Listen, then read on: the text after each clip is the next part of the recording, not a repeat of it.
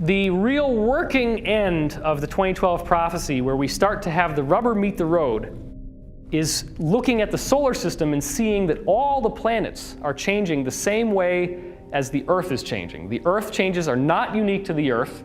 They are a universal phenomenon throughout the solar system. When we start to look behind the veil, the hidden reality that we have, and we start seeing a deeper truth of ourselves and a deeper truth of what it means to be human on this planet, we come into contact with a body of information that has been kept secret for thousands and thousands of years. And the reason why is that with this information comes the potential for what is called apotheosis. Apotheosis means human becomes God. The people who are in power believe themselves to be gods. They have inherited an ancient tradition which encourages the practice of developing your own spiritual and intuitive faculty to a much, much greater level than most people ever do. And they have a variety of practices, very distinct practices, which are engineered to awaken your psychic center. In my previous video, which most of you have seen, 2012 Enigma, I show you visual evidence of the pineal gland symbolism in the pine cone. And I show you that symbolism all over the world, in all different traditions, Babylonian traditions, even in the Vatican. The largest statue in the square, which is called the Court of the Pine Cone, it's huge. It dwarfs the size of a human being. Why would you put a pine cone on a big statue? Why did Jesus say in the Bible, "If thine eye be single, then thy body will be full of light"? If your eye is single, what does he mean by that? Does that mean that if somebody pokes your eye out that you're going to suddenly start glowing? No.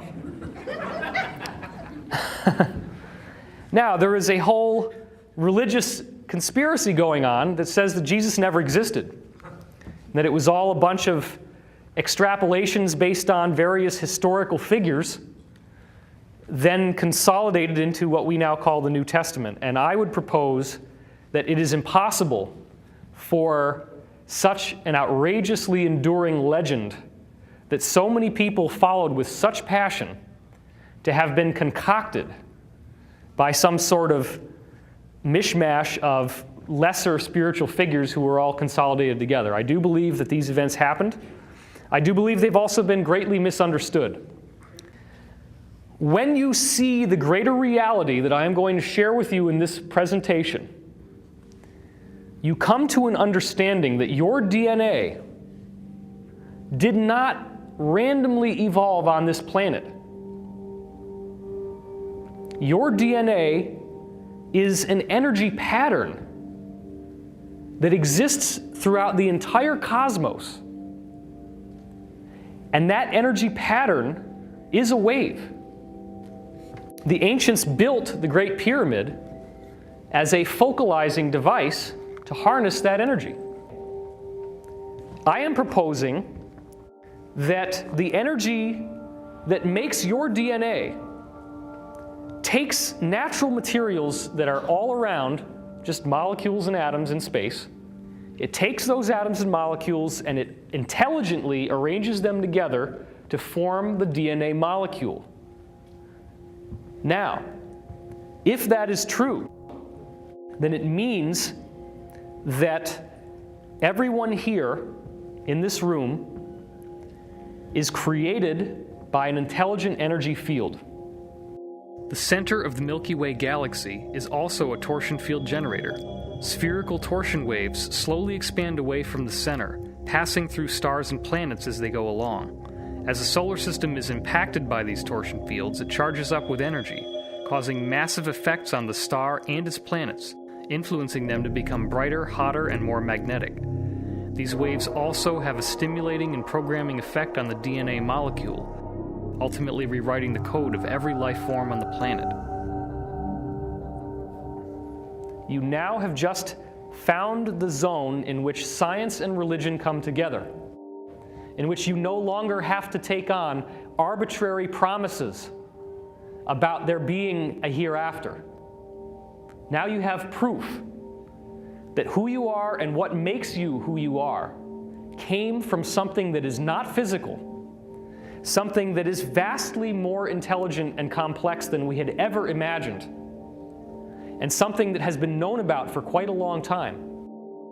There is no difference between biological life and inanimate matter except for the sophistication with which the energy that makes that matter is flowing. The rocks that make the pyramid are made of the same stuff that spirals in to make your DNA. It's just that the DNA is a much more intelligently spiraled version of that same energy, whereas the rock doesn't have as much structure. But the pyramid uses calcium carbonate, CaCO3. The basic matrix of limestone is quartz. And quartz is a crystal, so it has crystalline properties, which means as you get more and more crystallized in terms of a mineral, you're getting closer and closer to what becomes biological life than you had before. So a crystal is a very important conduit between the world of life as we know it and the world of the inanimate matter as we know it. That's an important point. Because what you have in the Great Pyramid is a device that harnesses this energy by a very simple process. You are going to see evidence in this presentation that demonstrates conclusively that the energy itself that makes physical matter has a fluid-like quality. It behaves as if it were a fluid. And with that fluid-like quality comes all of the basic behaviors that you get with fluids in movement, which would include a funnel. It's a very simple concept. If you have water that's pouring into a funnel, where's the fastest speed in the funnel going to be? Right at the bottom, right? That's where it's spinning the fastest. And the funnel is obviously going to take all that water and it's going to create a current through the funnel. So if every single calcium carbonate crystal inside the Great Pyramid is taking in this fluid-like energy and it's flowing through, now again, the flow is not happening in 3 dimensions of space. It's happening in 3 other dimensions, which is the time field. Okay, that's where things start to get complicated. If you want to find your higher dimensions, you look in time. Einstein assumed time was 1-dimensional. It's not. Time is 3-dimensional. That means you can go forwards, backwards, and sideways in time. And that gives us a really wonderful benefit because that means we can see stuff that hasn't happened yet. We can see potential realities. One of the weirdest aspects of esoteric teaching is the concept that when you see a future event, you are seeing a probable future event. You are not seeing the future. There is a very important difference because anything that you think might be happening in the future doesn't need to happen if you don't want it to happen. There are all these movies coming out about 2012 and about extraterrestrial intelligence, and they're all saying doom and fear and disaster and cataclysm is going to come to the earth. If the universe is powerful enough to create the DNA molecule intelligently from a wave, if there is that much sophistication, as you're going to see here, that life itself is divinely inspired, then why in the world would that same divine force that has intelligently brought us into being spontaneously decide to just have the sun belch off a big fireball and kill the whole planet? It doesn't make any sense. It doesn't make any sense that if there are ETs out there, that they would just be standing by and waiting for the planet to blow up, and that they're not going to do anything. So here's the riddle. If our DNA is intelligently structured by a wave, what does that say about the human body? Is this the only planet that a human body would form? Or is the human body a design whose purpose is to express consciousness on a planet like the Earth. And if that were true, then what does that say about human beings that could be visiting us right now? I got news for you. I met Sergeant Clifford Stone in person.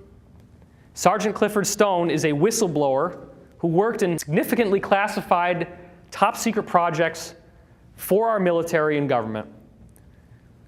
And his job, when he was called away from his normal duties in the military, was to visit sites where UFOs crashed. Now, 80% of the public believes that UFOs exist. It's no longer a myth, and it's no longer something that can be laughed at. It must be taken seriously, because anybody at this point who refuses to believe that UFOs exist is deluding themselves, because there is an overwhelming preponderance of evidence to suggest that they do. If even one photograph is not swamp gas, then we're not alone. Everything that you think you know about what ETs look like from movies is almost entirely a lie. There are no aliens. There are family members that look just like us. In fact, the farthest divergence you ever get from a human form is the typical gray physiology. The big head, the black eyes, the little nose, the little mouth, tapered jaw. Nothing like my face. I have no relationship to that face.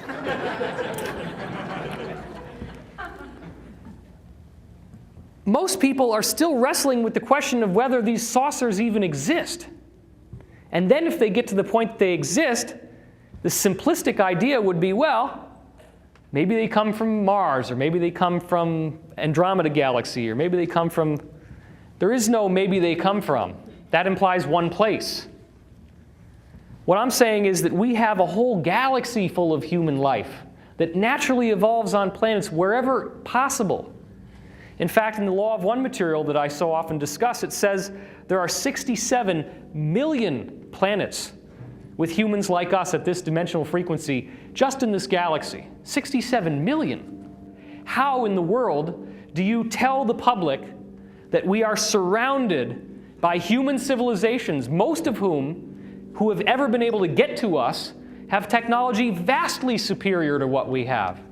Anti-gravity, no problem. Limitless free energy that is clean and doesn't burn anything and doesn't pollute the atmosphere, no problem. It exists everywhere. Our guys in the inside government have had this for at least 50 years. And there is a convergence of discoveries that came from men like Nikola Tesla and John Keely and Townsend Brown that then dovetailed with crashed wreckage from extraterrestrial spacecraft. So look, things are not going to stay the way they are very much longer. The year 2012, if nothing else, represents a bifurcation point, a split between the way that things have been and the way that things are going to be. And if you don't think that there are other humans out there who are willing and able to welcome us into their community, then you're not paying attention. Star Trek apparently was channeled to Gene Roddenberry through a group that he was working with that had started in the 1950s and is part of what we're going to be getting to at the end of this talk. The Star Trek information is very accurate to what actually is known, which is that they do follow a so-called prime directive, and they will not interfere with a given planet's history until that planet is ready. So last year, there was the big hoopla about October 14th, right? Everybody said a 5-mile wide UFO is going to appear in the sky and is going to hover there for 3 days. Well, first of all, a 5-mile wide UFO would completely kill all the grass over the people who it was hovering from, not to mention it would be so terrifying and the average person wouldn't know anything about it. And if any ETs were to channel that through one person, then that person basically has become a messianic figure. And they don't ever want to give somebody that much leverage. Because what they found in the 1950s was that if they did speak through certain human individuals, here on earth, that their egos would get inflated because now they felt special, they felt different, they felt like they were the anointed teacher. And so we're not allowed to have any one leader. There is not going to be a second coming of Christ. However, the Casey readings, one of many sources we're going to be discussing, are adamant in saying that the second coming of Christ is you. It's all of us. It is the awakening of the Christ principle in humanity. And I'm not trying to force Christianity down your throat. In fact, I'm going to give you some very important information here. Every single ancient tradition in history has documented records of angels and gods. The angels look like human beings, but they glow, they can levitate, they can read your mind, they can teleport from one place to another, they can manifest objects out of thin air, they can create manna from heaven. They have abilities that we would consider to be godlike. And every culture has these human extraterrestrials in their heritage. All religions are the truth. All religions are the truth. All religions have everything you need to follow the way of God, if that's what you want to call it. It doesn't have to be, my God is the only God. My God is the only right God. All it means is that you have a particular culture in a particular place in a particular time, and that culture had an enlightened teacher who took the knowledge of the universe and brought it through in his own personal or her own personal way. Because in fact, in ancient Greece, the prophets were not men, they were women. Every woman who was a prophet was named Sibyl. And the most famous Sibyl was the Sibyl of Cumae, spelled C-U-M-A-E.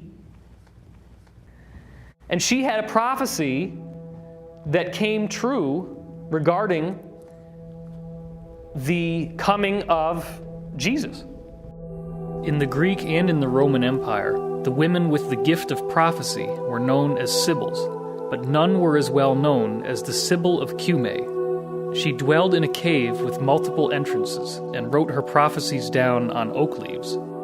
In the event that no one came to pick them up, they simply blew away. The Sibylline prophecy is widely respected as one of the harbingers of Jesus' arrival, but that was one of many things. The prophecy book was so accurate that in the Roman government, that was considered the highest treasure they had. There was nothing in the Roman government that was taken on with greater seriousness than the Sibylline prophecy scripture. The Sibylline mystery texts are one of many texts that describe a utopian world that is coming into being.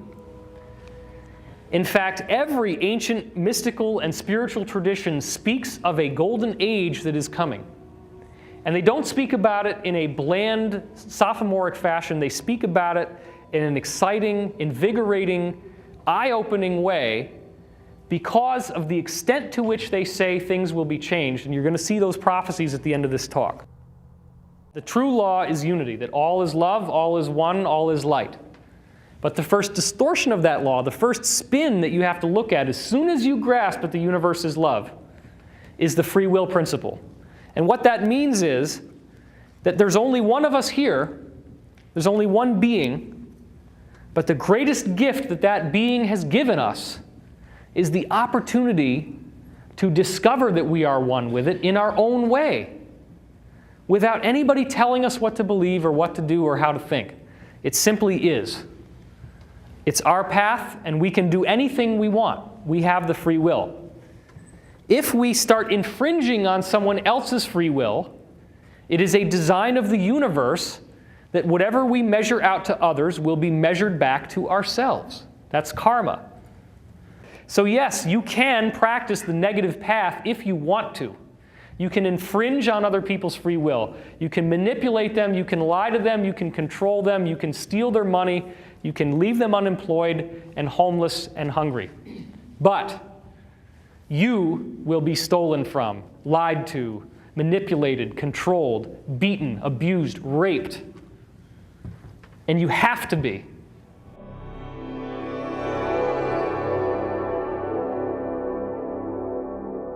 The Mayan calendar is the primary vessel through which we have speculation that the year 2012 might be different than other years. That's the primary vessel that we have. But what I'm about to show you to open up the talk is that the Great Pyramid of Egypt actually has a timeline in it, and that timeline has 2012 as the most important year. Obviously, here's the Great Pyramid. You can see that there are passages inside, and that these passages are much more complex than what's inside all the other pyramids. The outside of the pyramid has a hollowed-in surface, which is very interesting because it could potentially bounce lasers off of it from space. Originally, the pyramid was covered in white limestone casing stones, which were so smoothly polished that it looked like it was pure marble sculpture. Reflective marble with a perfectly flat face. This was not an object built by human beings on this planet with the technology that they had available at the time. Not at all. When the Great Pyramid of Giza was first built, it was covered with white limestone that was so highly polished it would shine like a mirror in the daytime. Over thousands of years, the pyramid degraded. The casing stones were dislodged by earthquakes and were eventually hauled off to build mosques in Cairo. The pyramid we know today has a flat top, which makes it a six-sided object. In Egyptian numerology, 6 is the number of imperfection. When the capstone is returned, the pyramid becomes a 5-sided object, which symbolizes divine initiation and the transformation of the world into a golden age. In this photograph, you can actually see that line of how precisely this thing was built, that it actually has that slight indentation going up the side. I want you to pay special attention to what are called the scored lines right here, because what we have is the fixation of a timeline. The timeline is fixed by an alignment where the pole star for its time, which was Alpha Draconis, shines down through the descending passage into the bottom at the same time that the Pleiades constellation is directly overhead. The scored lines are where that conjunction is marked, and this conjunction only occurs at 2141 BC. That's the only time that both of those things happen, where the pole star can shine down the tube and the Pleiades are directly overhead. So the message is you start counting at 2141 BC. I'm not going to take the time right now to try to explain to you how the pyramid's timeline works, because it's extremely complicated. But what I will say is that it's all based on numerology. The number 1 equals one thing, the number 2 equals something else. And here's the list of what the different numbers do. Now you can find this list inside Peter Lemaisurier's book, Great Pyramid Decoded. What you'll see is that there's enough information in the different numerals and what they mean that it is possible to encode very complex messages that basically can say anything you need them to say, just using mathematical measurements. Measurements that are very simple, measurements that can be repeatable. In the Great Pyramid texts, there are actual texts associated with the Great Pyramid. They give you all these numerical meanings. So they give you the code. You actually have the legend that tells you how to read the map. Here they're doing a variety of tests of the numbers because you want to multiply numbers together, subtract numbers from each other, etc. And if one number means one thing and another number means something else, and then you subtract, the act of subtraction means you're taking something away. So that the subtraction becomes part of the message. Addition means you're adding to, subtraction means you're taking away from, multiplication means you are multiplying the effect of. So mathematics becomes a language. This is a full diagram of the various passages in the Great Pyramid. And the one that we're particularly interested in is the King's Chamber, because what we will see is that the pyramid timeline counts 1 inch, which is an Egyptian inch, not a regular English inch, slightly smaller. 1 inch equals 1 year. Now, the guy who wrote the book, Peter Lemaisurrier, continues to use that system right up until the so-called Great Step. And he believes that the timeline should be changed when you get to this area of the timeline because, he says, at that point, it just doesn't make any sense that events would be happening so fast in time. that so many things would happen that are so profound and amazing in such a short period of time? Why not? Why not? What kind of arbitrary decision has been made to strip the timeline of the possibility that things could happen so fast? This is important because the descending passage is the one we look at first. And you can see the dates of the timeline here, AD 1440, 1521. And Le Mesurier ties in these dates to some very interesting historical stuff. Obviously, summer of AD 1914 is the exact time that we went into World War I, that war to end all wars. At that exact moment, the passageway no longer has a smooth, flat floor. It goes into this area in which the entire floor is what the people that studied the pyramid called unfinished. Because it quite literally is this bumpy, convoluted floor that you can't really walk on without worrying about spraining your ankle. It's not flat anymore. It's all bumpy and weird and distorted. The time that starts is 1914. And so what you have is you're looking at a prophecy that was put in stone, possibly over 10,000 years ago, if you believe scholars like Graham Hancock and Robert Bauval, who talk about the fact that the Sphinx is weathered with water that couldn't have been done unless it had been there for much longer than we take it credit for. The Great Pyramid, conventional dating is based on these quarry marks that they found in the relieving chambers above the king's chamber. But those quarry marks were painted incorrectly. And they were painted incorrectly using all the mistakes that were in the book that the guy who discovered them had. Isn't that convenient? So, AD 2004 is when the bottom drops out of the world. That also is around the time of Hurricane Katrina. It's around the time that a lot more people started to suddenly wake up. 9/11, I think, is also included in this. I think 9/11 is the immediate precursor to what this pit is. And the pit also just represents the widespread understanding that there is great harm being done in the government and in the world. The Great Pyramid talks about 3 different paths that people take depending on where they're going. And this is worth looking at. The bottom path here, the subterranean passage, is materialism, the physical path of spiritual death for the masses of humanity.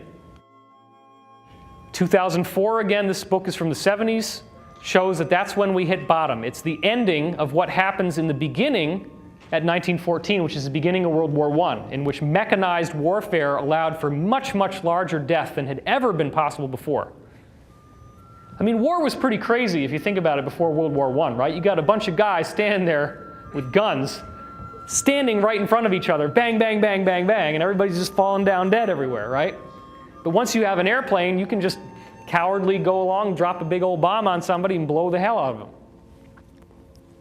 So what started in World War I came to a conclusion of how bad it can get with the Iraq War in 2004, and this regime that seized power over the most powerful country in the world. The people who built the pyramid, ostensibly 10,000 years ago, knew that George Bush was going to be coming into power. They might not have known who he was. It's funny, right? But it's true. They knew that the overall timeline specified that that's when things were going to hit their worst point. And I also receive intuitive information. I'm one of those people who can channel. Take that for what you will, but it's very interesting that I received prophecies about the Bush administration coming into power before they did, telling me that in the 2000 election debacle between Bush and Gore, that Gore did not have a chance. The exact passage was, the vice president considers this his own authorship, meaning he considers that he can author how this election is going to turn out, calling for vote recounts in Florida and so forth. It's very convenient when your brother happens to be the governor of Florida. Wonder how those recounts are going to go. The vice president considers this his own authorship while not realizing that he is completely naked. He's got no chance of winning the election. The interim period decides the next victor. The interim period is that time between when the election ended and when the Supreme Court elected George, or selected George W. Bush, right? So this is when things really hit the bottom, because that's when he stole an election the second time. But you have a middle path here. If you go up the timeline, you have the physical rebirth for semi-enlightened people, the karmic evolution towards spiritual initiation. So this is the secondary path. The biggest path, the top path, when you go up to the king's chamber, you are now in the path of ascension. You're in the path of the messianic initiative in which you become the fulfillment of the Christ promise and you achieve spiritual escape from materiality, from being human and physical. Now, one of the interesting things the pyramid did is it put these stones in the way, and there are actually other stones that were in this part that were taken out that were made out of limestone, but these are granite, and they're much more solid. And there was a hidden lintel there, which meant that you couldn't even see that these were there. It just looked like the passage only went down. And it wasn't until that lintel fell off while they were setting off explosives in the pyramid to blow the hole into this, that they heard something fall, and that's when they realized there was something else. And they bored a hole through and found this. Because actually this entrance is not in the center of the pyramid. It's 286.1 inches off from the center, and that has a symbolism of the reincarnation of the spiritual messianic role. This whole pyramid is basically designed to tell you that this messianic figure is coming back, which is us. We're all the messianic figure. So the granite plug shows us that we cannot go up this path. Everybody on earth is going to have to go through the path of the dead. And that's why the pyramid is a tomb, because it symbolizes that we are going through that death. So you have to go into the subterranean chamber. You have to hit the pit, or at least see that it's there and not fall into it.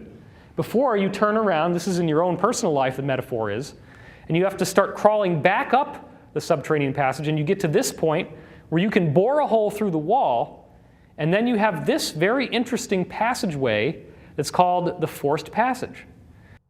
And what that represents is that you literally have to bore your way through to get up to this point where you can either go into the queen's chamber, which is the path of organized religion, or the king's chamber, which is the path of true spiritual mastery. So this represents how you dig yourself out of trouble. The well shaft or grotto is the stopover point where you actually get to relax a little bit. And many of us have had to go through that. Another interesting thing you see here is that the year 1945 is very interestingly flagged by this structure, which looks very much like there's some sort of altar associated with it. Now, this is what it looks like from the side. It's actually very stretched out inside the chamber. The chamber has a long length going towards the back wall here. It's actually not so tight as you see here. But 1945 is right in the middle of this little statue arrangement. That's the end of World War II. It's a nice little break. You see that there's two equal pillars here, sort of like World War I and World War II. And that's kind of what it means.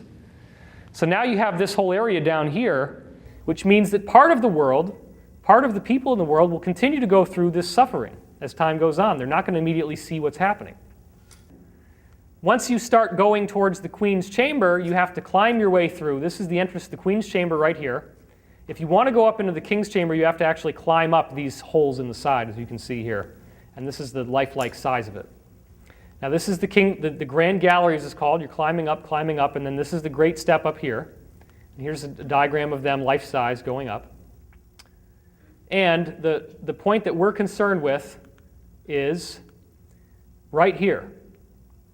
This represents, there's three little spots, as you can see from the side here, the grooves. But only one of them actually holds a piece of stone in it. And the stone has a symbol on it. And this symbol is the only symbol in the entire Great Pyramid that's like a little plaque that actually shows you something that means something. Okay? That's the only one. Other than this, which looks suspiciously similar to a pregnant woman's stomach.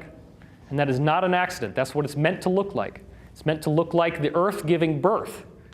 This is symbolic of the rainbow or the new sunrise. Guess what year in the timeline this is? 2012. The most important date encoded in symbol in the Great Pyramid, if you count 1 inch equals 1 year, is 2012. And it is encoded in this symbol, which represents the dawning of a new age, the sunrise, the rainbow, the fulfillment of the promise, because the rainbow is the bursting forth of color and light and love and majesty to the world that it had not been in before. The stone symbolizes trials that we have to go through, energetic walls that we have to pass through along the way. Now what I want to point out here here's where he actually talks about this and says, if you don't change the dating from 1 inch per year, the first Messianic Advent, where you just saw the symbol, is 2012. The second is the year 2030. The third is 2057, and the fourth is 2084. Now, what's 84 minus 12? 72. What does 72 mean? Who knows the answer? Bueller? Bueller? There are 72 years that it takes for the Earth to move through 1 degree of the precession of the equinoxes, which is a 25,920-year cycle that represents the end of the age. So it's interesting that if it takes 72 years to go through 1 degree, that the pyramid is describing a 72-year transitional process in which not only is 2012 important, but once we get through 2012, the next date that we're going to look at is 2030. And then we're going to look at 2057. So we're only going to have to wait another, 18 years after 2012 before we get to 2030. That's pretty cool. 2012 is predicted as the year in which whatever the second coming of Christ is supposed to be will happen. Now, isn't it interesting that if you take the Pyramid of the Sun in Teotihuacan and you take the Great Pyramid, that the square footage, the actual perimeter of the pyramid is exactly the same. The Pyramid of the Sun in Mexico, the Great Pyramid in Egypt. You have the Atlantic Ocean separating these cultures, which most people would say are completely different. But they both build pyramids. And they both have a calendar. The Egyptian calendar happens to be a lot more complex to understand because it's this whole timeline thing in a big pyramid. But they both have a calendar that flags the year 2012. Now, do you honestly think that that means we can just blow this thing off and it doesn't mean anything? Now we have the proof that both cultures on both sides of the Atlantic say that 2012 is going to be something spectacular. The people who built the Great Pyramid intended to give us a message. And it takes a solving of a mystery to figure out what the message is. You don't just get the answer spoon-fed to you like a little baby. If that was all it was, then it wouldn't involve the free will principle I was talking about. The free will principle is what allows us to have something to strive for. The free will principle is what makes us have to search for the information. And that's why this is cool, because this is an investigation. It's an ongoing investigation. You guys are dipping into the investigation while it's still in progress. I might find something else later on that's going to be really cool, and then I'm going to have to change the whole presentation around and work that in, and I do that all the time. The interesting aspect of how I fit in, for those of you who haven't seen this before, is that there is a remarkable similarity between myself and the historical figure Edgar Cayce, who was a 20th century mystic and psychic, who could be given someone's name and address, and through nothing else but that information, he was able to give their medical problems and a treatment without knowing anything about them. All he knows is their name and address, and they sit down in their house, thousands of miles away, potentially. He sits down, he goes into a trance, he starts speaking, he doesn't remember anything that he says, and when he wakes up, the guy who wrote it down says, "Oh my gosh, this is amazing because, we found out that this person has leukemia, and you said they have leukemia in your reading," and this was done over 14,000 times. So what you see here is a comparison between Cayce's astrology on the inside and my astrology on the outside. And what you see here is Sun over Sun, Venus over Venus, Mars over Mars, Moon over Moon. There's all these correlations between the planets. Superficially, they're in the same sign. You can see that the probability just of hitting the same sign, Pisces, Taurus, Capricorn, year of the ox, the same year of the Chinese zodiac, 1 out of 12, and the moon in the same degree, 1 out of 360. The likelihood of all this happening by chance is really, really unusual, especially because the only time that you get this close of an alignment with Cayce's birth planets, it only happens once in 127 years after he dies, which happens to be the exact time that I was born. It's a coincidence. And of course, there wouldn't be any facial similarity. That would be too obvious. So we can't give you that. You guys have probably seen this before, most of you, but obviously there's a tremendous facial similarity. You can see an extraordinary likeness. In fact, many people have said it's like the same guy, just put on a hat. And in Zurich, somebody actually gave me a bowler hat, and I recreated the famous slack-jawed pose. So, okay, 2012. Now you know that the Great Pyramid is talking about it. Now you know that the Mayan calendar is talking about it. You also may know that the zodiac has ages. The age of Aquarius, right? When does the age of Aquarius come in?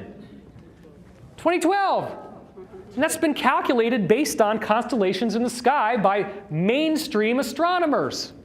So now you have a third correlation.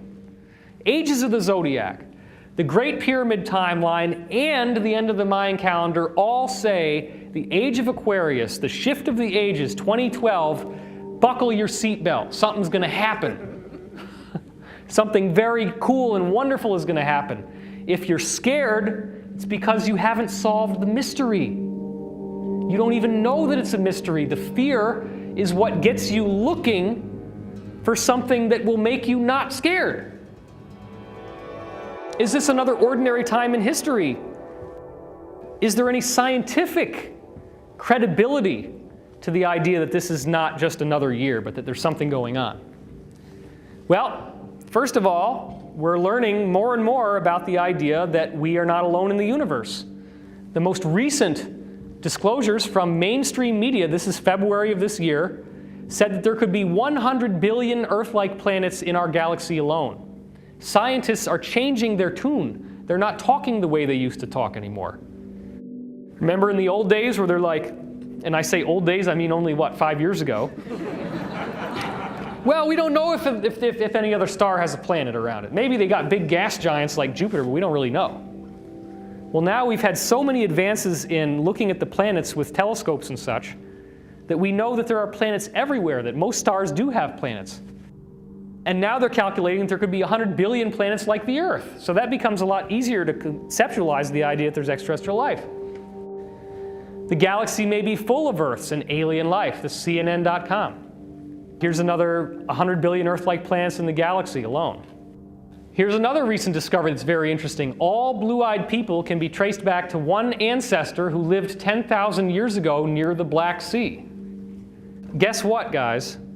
The white skin, the white people, if you will, are the most recent extraterrestrial DNA to come to the planet. Not the only, because hardly anybody on this planet is indigenous human, according to the traditions that we've encountered. But the most recent ET influx is white-skinned people. Everybody with blue eyes can be traced back to one single ancestor. Now, the Casey reading said that Edgar in his past life in Atlantis was known as Ra-Ta, that he was the guy who helped design and build the Great Pyramid with the cooperation of an extraterrestrial group called Ra, and that the reason why he was able to do all these magical things like channeling and being able to find out where to build the pyramid and being able to hear the words was that he was a hybrid. His mother was impregnated by a human extraterrestrial that had white skin. They'd never seen white-skinned people on Earth before. So, Edgar Casey's past life as Ra-Ta, says in the readings, very controversial, was the first white man on Earth. And if that was my past life, then that means I'm your daddy. I'm your daddy. Thank you very much.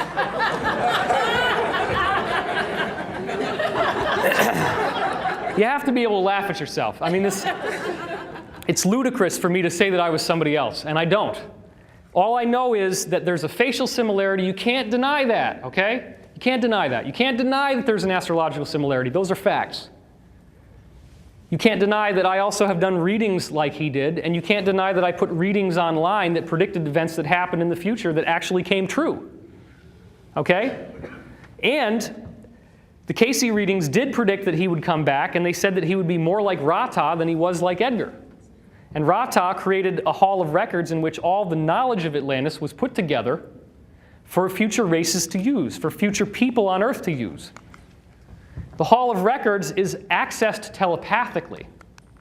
And so what I've been doing is basically downloading the information from the hall of records that I knew back then and putting it together, and that's why we have information that's unlike anything else that you've seen, because it's all remembering. So the most powerful people in the world took the teachings that Edgar's past life as Rata helped to create and contorted it into a negative purpose. And so not only am I the daddy of all the white people, I'm also the father of the Illuminati. Yeah, that's really nice. Thanks for that, karma. The Illuminati have a tradition about a great prophet who they said was killed for his beliefs, and that he's the founder of all their spiritual teaching, and that legend that they teach in the very high levels of the Illuminati is identical to the Rata story. Okay? And they apparently inherited a prophecy that said that he was going to come back and help usher in a golden age, which they call the New World Order. Novus Ordo Seclorum, it's on the bottom.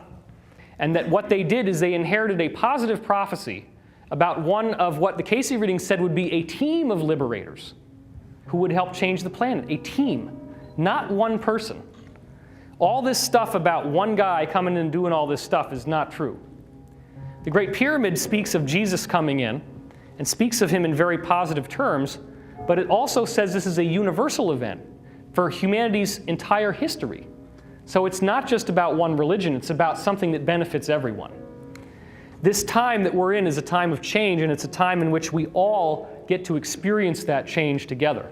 We're all in this together, and each one of you are one of those liberators. If you're watching this video on the internet, or if you're in this room with me right now actually seeing this live, you are one of those people who has been charged with a responsibility to share what you know with the people. And yes, just like has happened to me, somebody is going to call you the Antichrist.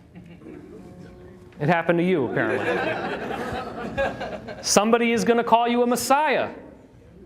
And that's not true either, because we're all here together to work on this stuff. There is no one savior figure, per se. Can I get an amen on that? All right. Look, the purpose is for us to come together and to find commonality between us. So the real working end of the 2012 prophecy, where we start to have the rubber meet the road, is looking at the solar system and seeing that all the planets are changing the same way as the Earth is changing. The Earth changes are not unique to the Earth. They are a universal phenomenon throughout the solar system. That's called interplanetary climate change. That's one of the things we're going to be talking about. You're also going to see evidence very clear in the fossil record showing that in even intervals of 26 million years, every form of life on Earth spontaneously changes and upgrades from one type of creature to another. The DNA code itself gets rewritten, and I'm going to show you the evidence of how that happens. More recently, another cycle was discovered that's 62 million years in length. This cycle was discovered by Dr. Robert Rode, goes all the way back to the first single-celled organisms in the fossil record, 542 million years ago. 62 million year cycle. Now, what does this mean? What I believe this means is that the center of the galaxy is releasing waves of energy. And the way that you visualize this is think about dropping a rock into a stream or a still pond.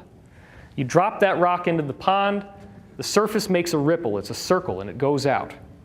These are ripples of energy that slowly travel from the center of the galaxy, and they're structured like layers of an onion. And they're evenly spaced because it's all vibration. It's all harmonics. So as these evenly spaced walls shoot through the solar system, they reprogram the DNA on Earth. And all of the creatures on Earth are spontaneously transformed, as you see in the fossil record here. There's no evidence in many of these cases of cataclysms. There's just suddenly one species and then another one. And there's no transition. You have shellfish, like a clam, and then the skeleton's on the outside and the body's on the inside, and then what happened? That flesh is on the outside, skeleton's on the inside. There's no halfway creature where the flesh is halfway in and halfway out. You go from shellfish to bony fish, bang, just like that. It was spontaneously changed.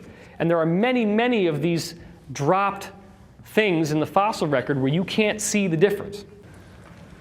So, in order to understand 2012 and to make sense of these prophecies, what we really need to do is look back to the past, as we've already started, and get a sense of what was the technology of Atlantis, because I want to present to you the possibility that a technology doesn't necessarily involve machines with electrical circuits and gears and moving parts. A pyramid can be a technology. It can be a technology that operates as a machine just by sitting there, and as I said earlier, acting as a funnel for this fluid-like energy that makes all of matter as we know it. Obviously, you have the pyramid here. This is the second pyramid next to the Great Pyramid of Giza and the Sphinx in front.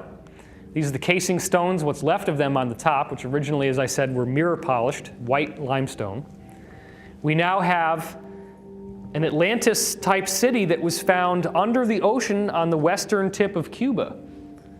And this was covered in the media briefly, but then the story was squelched. This is the actual side-scan sonar photographs of what was originally discovered. This was two scientists, Paulina Zalitsky and Paul Weinsweig, who had been given a charter by the Cuban government to conduct side-scan sonar readings of the seafloor around Cuba, hoping to find sunken Spanish galleons with gold on them and treasure.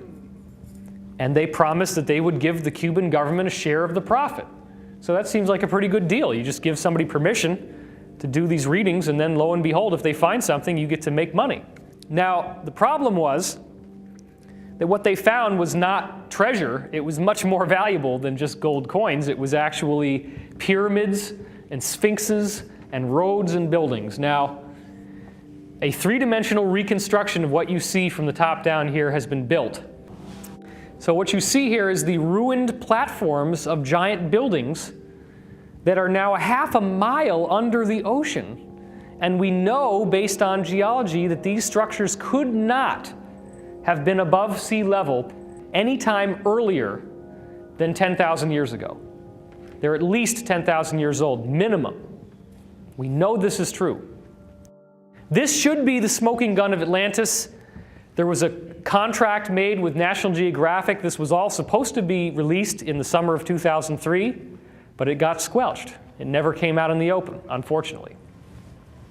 Here's Paulina Zalitsky in front of inscriptions that she found in the caves in Cuba that are very, very similar to what she saw in the Atlantean ruins that she was looking at with a submersible submarine that has a little camera in it. She actually saw inscriptions just like this. Now, these are the descriptions of those energy fields in the solar system. Remember I was telling you the galaxy gives off these rippling waves of energy and they come through the solar system? Well, the Atlanteans knew about that and they were drawing it. And so what you see is planets here with their ripples on it, and then that's the sun. Or that could be the galaxy. We're not really sure. She also found these inscriptions in the caves of Cuba, which would have just been the highland mountains of Atlantis. And these are identical to inscriptions that were found on the stones underneath the water. Now, this is the closest that she's ever come to actually showing us one of the pyramids. This is from actual footage that was taken from her submarine. It's the only picture that has ever been released to the public showing one of her pyramids.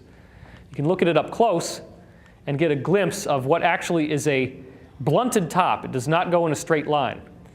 Well, there is another example of that, and that's the bent pyramid of Dashur in Egypt. And so what we're seeing is very, very similar structure. Now, this is an enormous, enormous pyramid under the ocean in Cuba.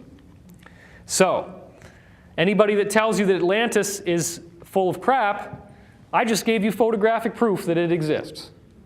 So that argument has been shot. We know for a fact that pyramid could not have been above sea level could not have been above sea level unless it was at least 10,000 years old. At least. Given that information, what the heck did they know, and why did they build these things everywhere they possibly could?